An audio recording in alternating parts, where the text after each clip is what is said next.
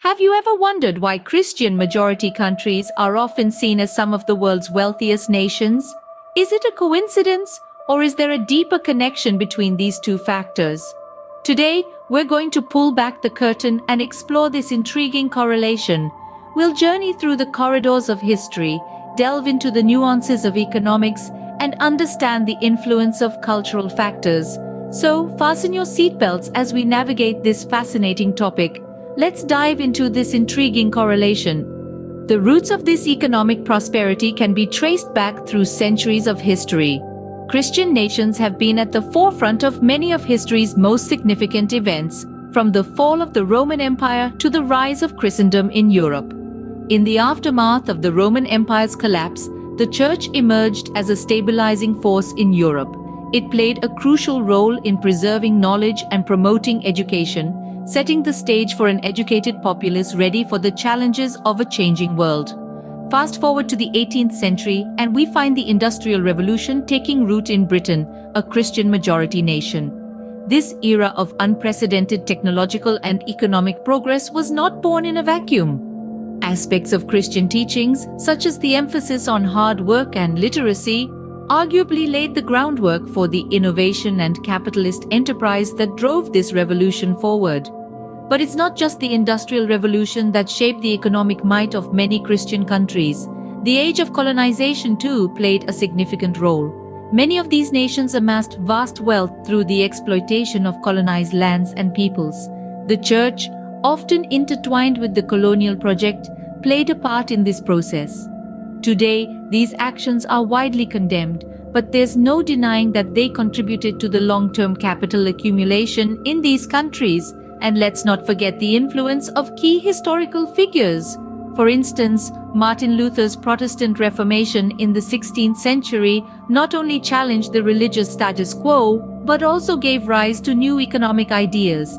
His emphasis on the priesthood of all believers promoted individual responsibility and the value of all forms of work, notions that harmonize well with capitalist ideals.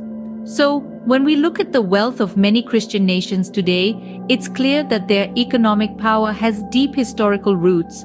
From the rise of Christendom to the Industrial Revolution and the era of colonization, these events have left an indelible mark on the economic landscape of these countries.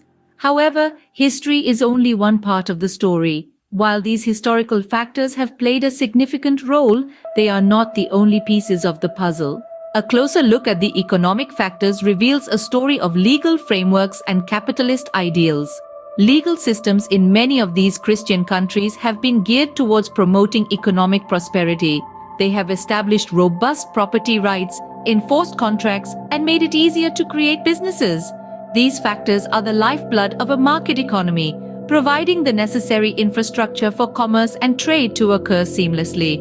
But how did these countries get here? The answer lies partly in the teachings of Christianity. Many of these teachings have a natural alignment with capitalist principles, creating a conducive environment for economic growth. Let's take a closer look.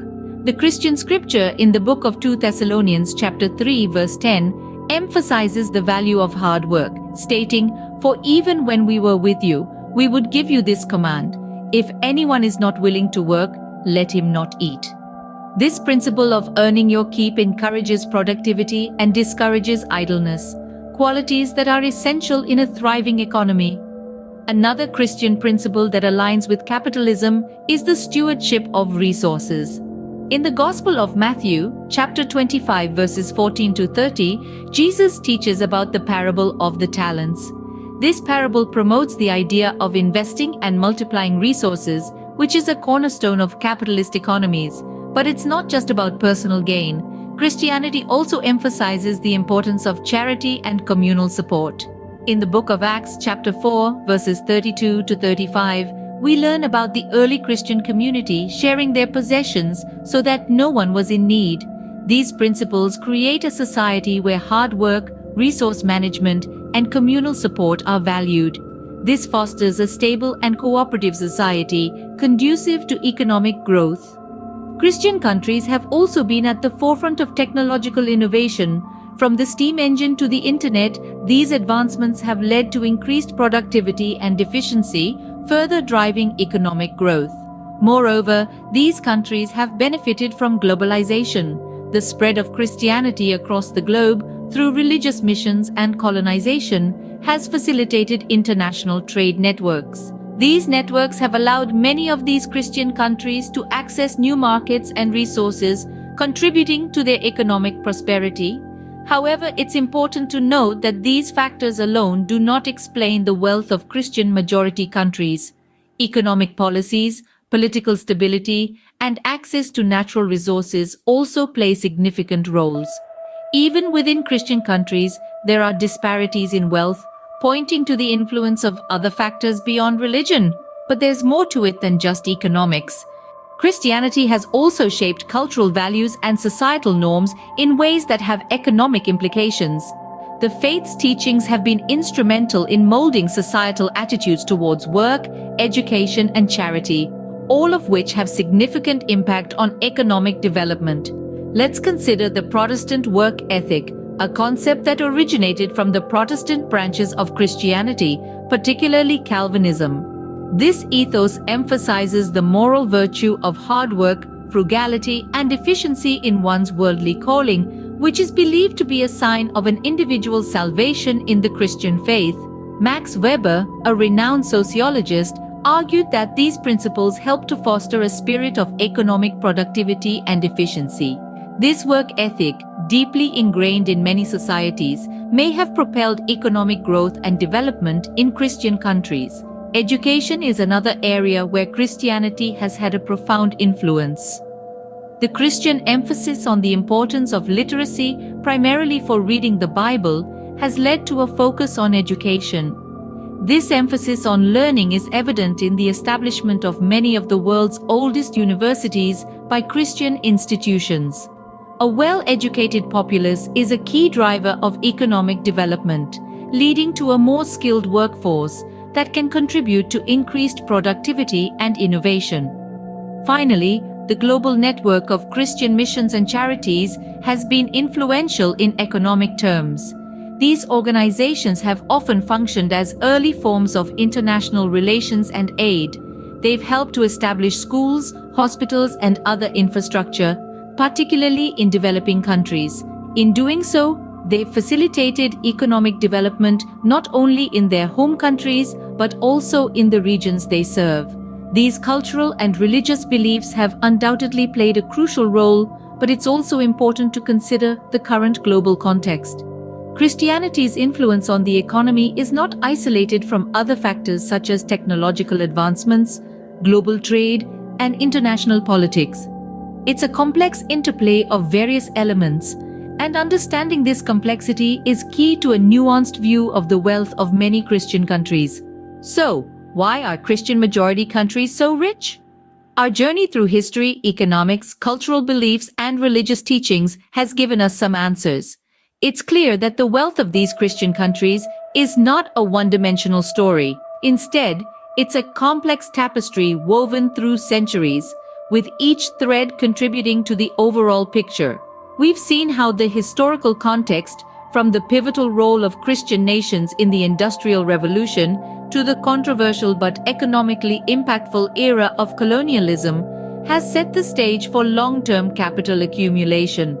The foundations of industry and enterprise, once laid, continue to drive economic growth and prosperity. We've also explored the economic factors at play, the legal frameworks supporting property rights, contract enforcement, and business creation, often established in Christian majority nations, have created an environment conducive to a thriving market economy. Christian teachings that align with capitalist ideals, such as the value of hard work, stewardship of resources, and the facilitation of charity and communal support, have further contributed to economic stability and growth. Then there's the influence of cultural and religious beliefs. The Christian faith has shaped cultural values that promote hard work and economic efficiency. The emphasis on education and learning has paved the way for a skilled workforce, while the global network of Christian missions and charities has facilitated international relations and economic investment. But let's remember, wealth is not just about economic prosperity. It's also about the richness of culture, community, and human potential.